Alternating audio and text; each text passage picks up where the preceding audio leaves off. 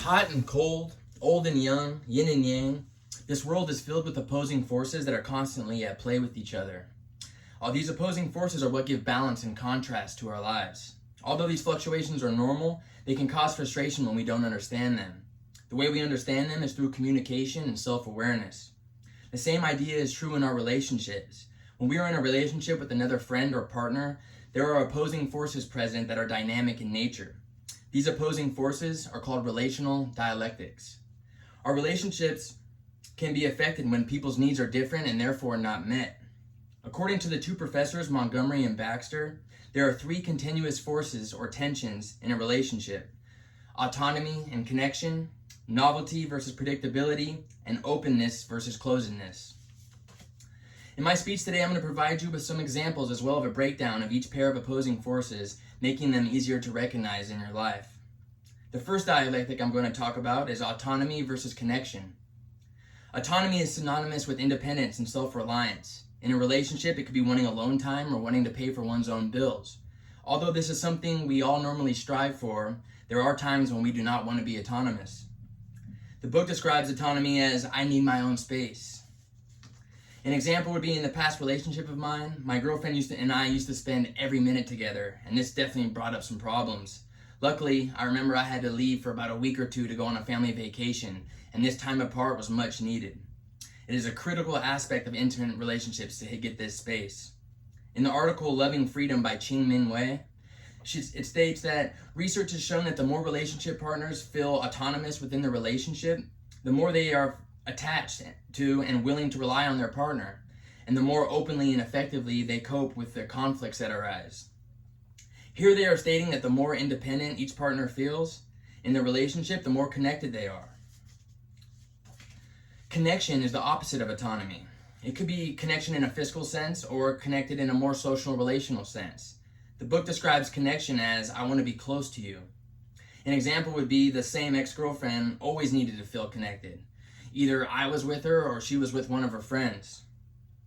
Although these opposing forces are constantly changing, it is valuable to be able to recognize them in your relationships. Knowing when to connect and when to give space will benefit the relationship tremendously. The next two tensions are novelty and predictability. Novelty is defined as experiences that are new, fresh, spontaneous. Novelty in relationships is usually what makes things exciting in the beginning, but as those experiences become normal and routine, it is more difficult to make them feel fresh again. An example would be when a guy or a girl surprises their partner by taking them to a concert on a Friday night when normally they spend most nights at home. Psychology Today wrote about novelty when it stated that most couples would be attracted to the idea of incorporating one or more zesty, atypical experiences into a week's routine. And the result is a twofer.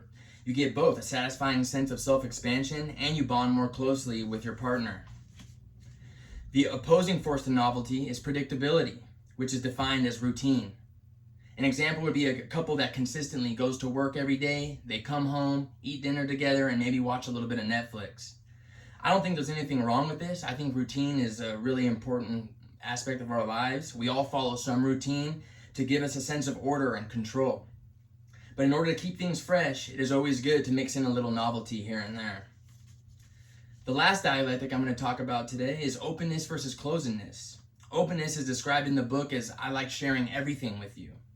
It is the transparent aspect of relationships where both parties are very open about sharing with each other. An example would be that I have the tendency to be really transparent and honest with people even when I first meet them. I think this could be intimidating to the other person and maybe make them disinterested in me. Also, being really open in the beginning of the relationship leaves less room for novelty in the future. The opposing force to openness is closedness. Looking at the book again, it describes closedness as, there are some things that I just don't want to share with you.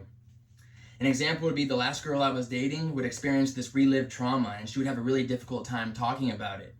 It was really frustrating because I would see it arise in her and completely change her behavior. But when I would ask her what was going on, she would have a hard time talking about it.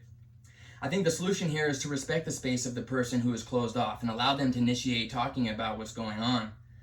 Then one day she may or may not feel comfortable enough to share, but it's important to know that both are okay. Overall, I would say that I agree with relational dialectics. I feel that the most important aspect of them is to remember their dynamic nature. We as humans are constantly a flux of emotions and states of being. This constant change in our relationship dynamics should cause you to not expect any one sort of behavior from your partner. And the way we know the wants and needs of our partner is to establish this clear line of communication. Thank you.